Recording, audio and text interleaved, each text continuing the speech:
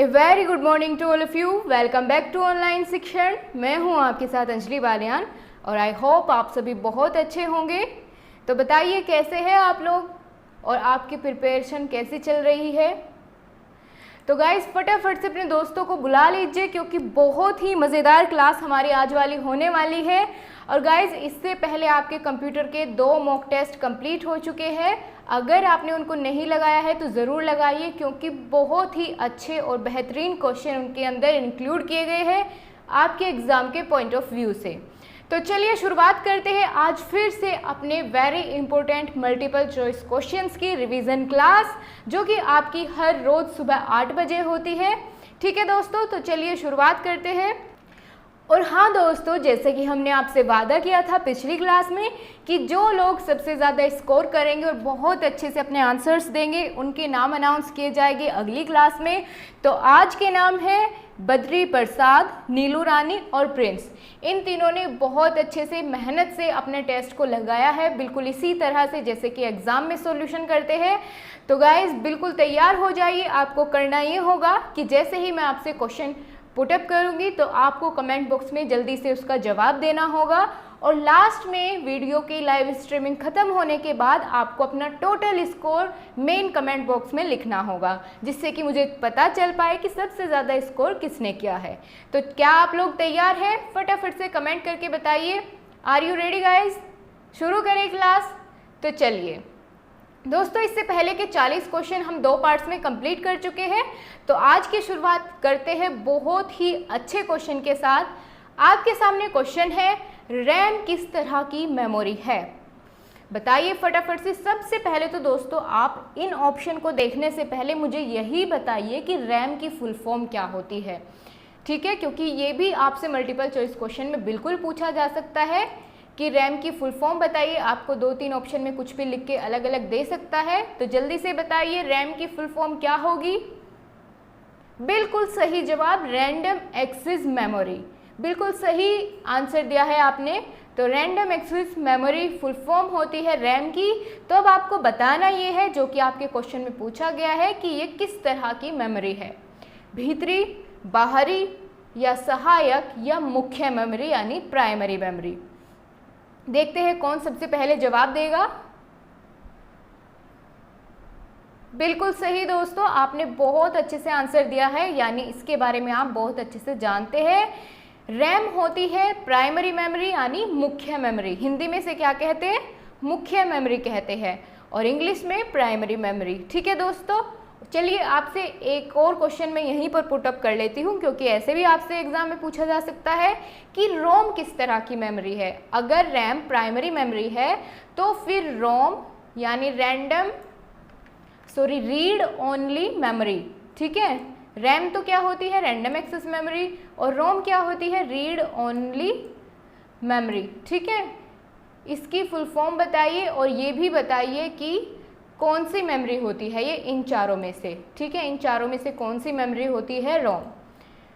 बिल्कुल सही, ये भी प्राइमरी मेमोरी ही होती है, रोम भी। ठीक है दोस्तों, चलिए आपको टेबल की फॉर्म से बिल्कुल क्लियर करती हूँ। अगर आपसे दोस्तों एग्जाम में पूछ लिया जाता है कि टाइप्स ऑफ मेमोरी बताइए, ठीक है, आपके इससे दोस्तों 3 से 4 क्वेश्चन कवर होंगे सिर्फ इसी एक क्वेश्चन के साथ में। ठीक है, देखिए आप यहाँ पर टेबल देख सकते हैं। यहाँ पर ये दिए गए हैं आपको टाइप्स ऑफ मेमोरी यानी मेमोरी के प्रकार। तो 3 तरह की मेमोरी होती है। पहली प्राइमरी मेमोरी, जिसके बारे में हम अभी बात कर रहे थे। दूसरी होती है सेकेंडरी और तीसरी होती है कैशे मेमोरी। ठीक है दोस्तों, अब प्राइमरी मेमोरी के अंदर कौन कौन आता है? रैम यानी रैंडम एक्सेस मेमोरी और रोम रीड ओनली मेमोरी। ये कैसी होती है दोस्तों?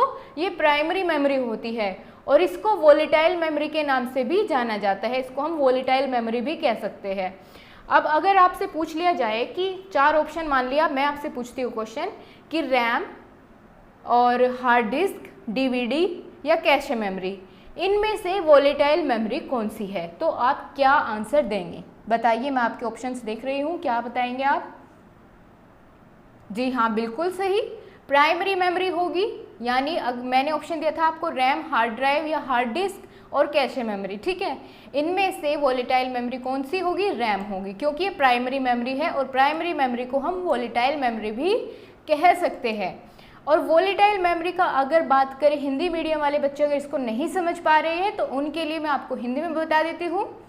दोस्तों, वोलेटाइल मेमोरी क्या होता है कि जैसे आप कंप्यूटर पर या अपने पीसी में कोई भी काम कर रहे हैं, ठीक है, और तभी क्या होता है कि उसकी पावर सप्लाई कट जाती है या लाइट चली जाती है, आपके कंप्यूटर से उसकी पावर सप्लाई कट जाती है तो आपका कंप्यूटर बंद हो जाता है, ठीक है। और कंप्यूटर बंद होने से आप जो भी काम उसमें कर रहे थे, जो भी वर्किंग में था उसमें प्रोग्राम, तो वो क्या हो जाता है, वो डिलीट हो जाता है वो वर्क, यानी उसमें सेव नहीं रहता है, ठीक है। इसको हम ऐसे भी कह सकते हैं कि वोलेटाइल मेमोरी अस्थायी होती है, ठीक है, वो स्थायी नहीं होती, अस्थायी होती है।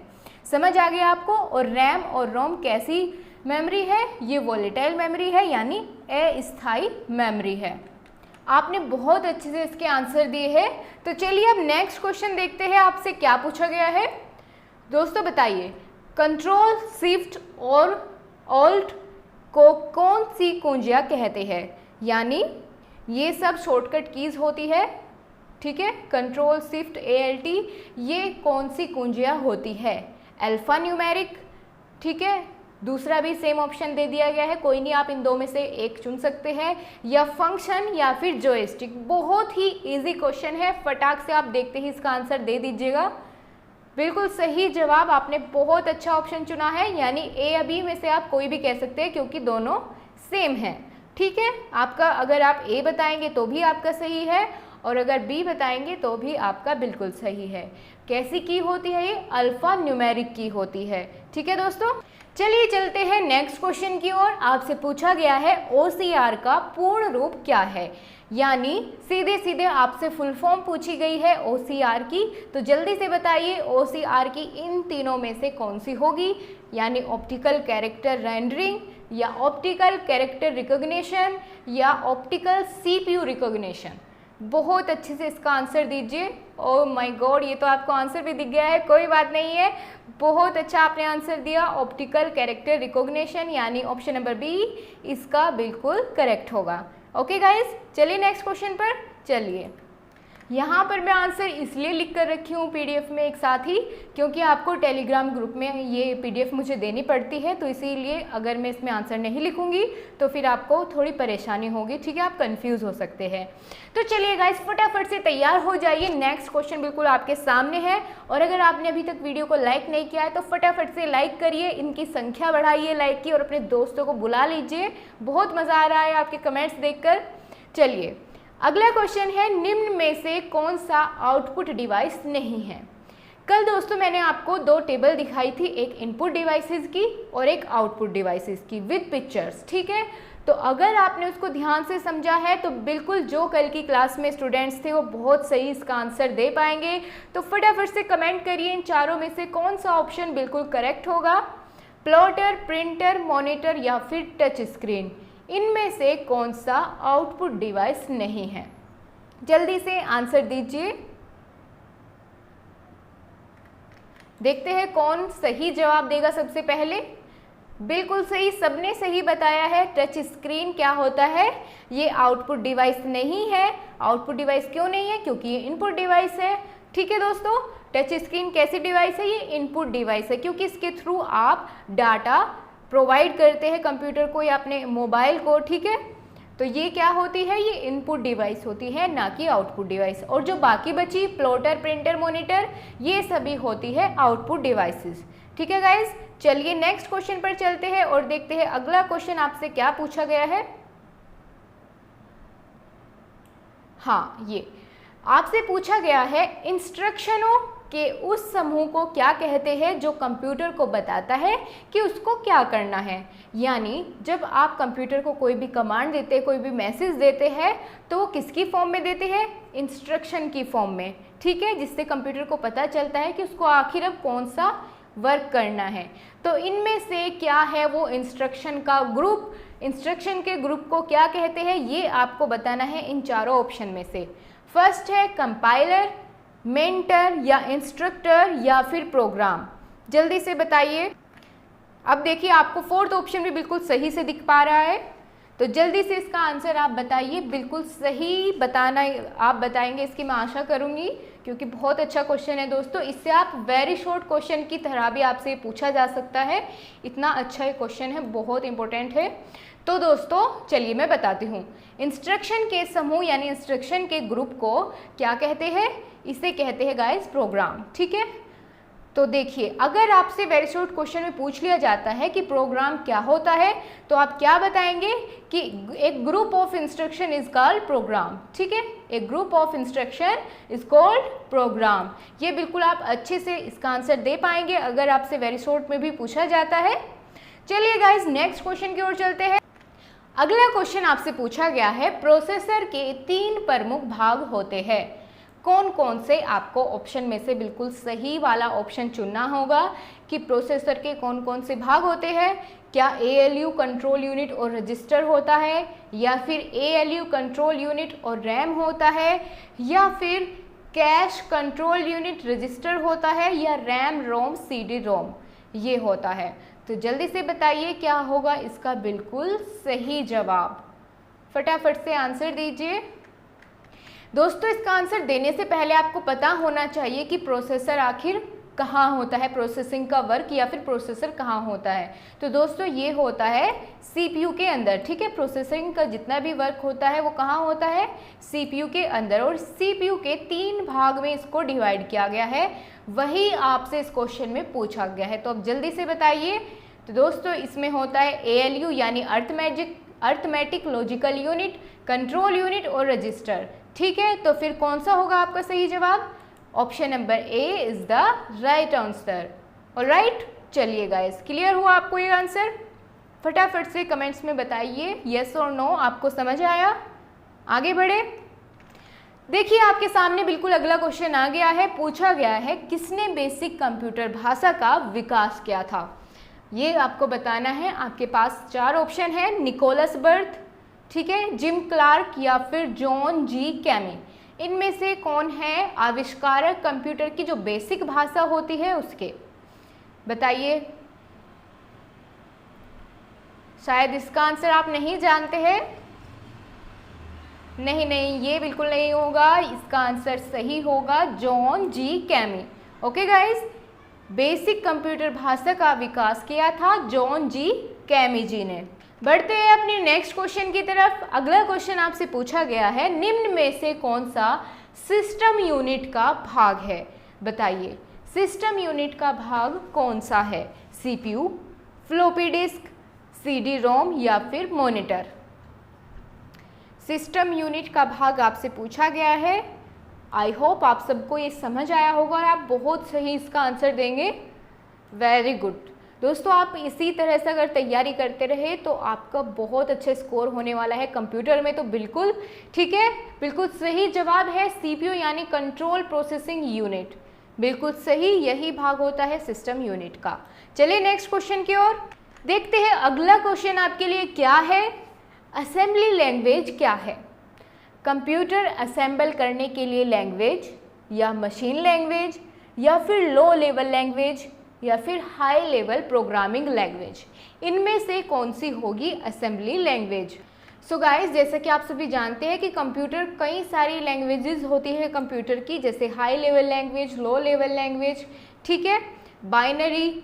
और इनमें से आपको चुनना है कि जो असेंबली लैंग्वेज है वो कौन सी है। तो ये होती है गाइस लो लेवल लैंग्वेज। ठीक है, low level programming language assembly language कहलाती है। क्लियर हुआ आपको? चलिए आगे बढ़ते हैं। दोस्तों आपके जितने भी फ्रेंड्स आपके कांटेक्ट में हैं सबके पास इस वीडियो का लिंक शेयर कीजिएगा, ताकि वो भी जो नेक्स्ट क्लास होगी उसमें लाइव हमारे साथ में जुड़ पाए। ठीक है गाइस, जितने ज़्यादा बच्चे होंगे उतना ही ज़्यादा मज़ा आने वाला है। तो आपके सामने नेक्स्ट क्वेश्चन है, निम्न में से कौन सा इंटरनेट एक्सप्लोरर नहीं है? बताइए आप। फायरफॉक्स, सफारी, क्रोम या फिर गूगल प्लस? कौन सा होगा इनमें से बिल्कुल सही जवाब? आपको बताना है इंटरनेट एक्सप्लोरर कौन सा नहीं है। दोस्तों कुछ इस तरह का क्वेश्चन आपकी जो फर्स्ट क्लास हुई थी पार्ट नंबर 1 उसमें भी इस तरह की बात पूछी गई थी आपसे, यानी वहाँ पर भी इंटरनेट एक्सप्लोरर का जिक्र आया था और मैंने आपको बहुत ही अच्छे से इसको एक्सप्लेन किया था। तो ठीक है, आपको मैं दोबारा नहीं बताऊँगी। तो चलिए अब सही आंसर की उम्मीद करती हूँ मैं आपसे इसकी। देखते हैं जो भी उस क्लास में प्रेजेंट होगा वो तो बिल्कुल नहीं छोड़ने वाला इस क्वेश्चन को। Option D is the right answer, Google plus. बहुत अच्छा आपने जवाब दिया। ठीक है, चलिए आगे बढ़ते हैं। अगला क्वेश्चन दोस्तों आपसे पूछा गया है, फ्लॉपी डिस्क किस प्रकार की मेमोरी से संबंध रखती है? बताइए जल्दी से, फ्लॉपी डिस्क जो होती है वो कौन सी मेमोरी से संबंध रखती है, ये आपको बताना होगा। वोलेटाइल मेमोरी या फिर एक्सटर्नल मेमोरी होती है या इंटरनल मेमोरी होती है या फिर ए और बी दोनों। गाइज मैंने आपको टेबल के थ्रू बिल्कुल क्लियर किया था ये चीज़ें, तो इसका आंसर आपको देना होगा कमेंट बॉक्स में। चलिए नेक्स्ट क्वेश्चन की ओर चलते हैं। बहुत अच्छा क्वेश्चन आपके सामने है, पूछा गया है कंप्यूटर भाषा जावा के अतिरिक्त कौन है? इनमें से, यानी आपको जो 4 ऑप्शन दिए गए हैं इनमें से, ठीक है, जावा के आविष्कारक कौन है? सॉरी मैंने गलत प्रोनाउंसिएशन किया था। कंप्यूटर भाषा जावा के आविष्कारक कौन है, यानी जो जावा लैंग्वेज है कंप्यूटर की, उसका आविष्कार किसने किया था? IBM कंपनी ने, या फिर माइक्रोसॉफ्ट ने, या फिर सन माइक्रोसॉफ्ट ने, या फिर इन्फोसिस्टम ने? बिल्कुल बहुत ही अच्छा क्वेश्चन है, जल्दी से इसका आंसर दीजिए। देखते हैं कौन सबसे पहले बताएगा। बिल्कुल सही, ऑप्शन नंबर सी इसका बिल्कुल सही है।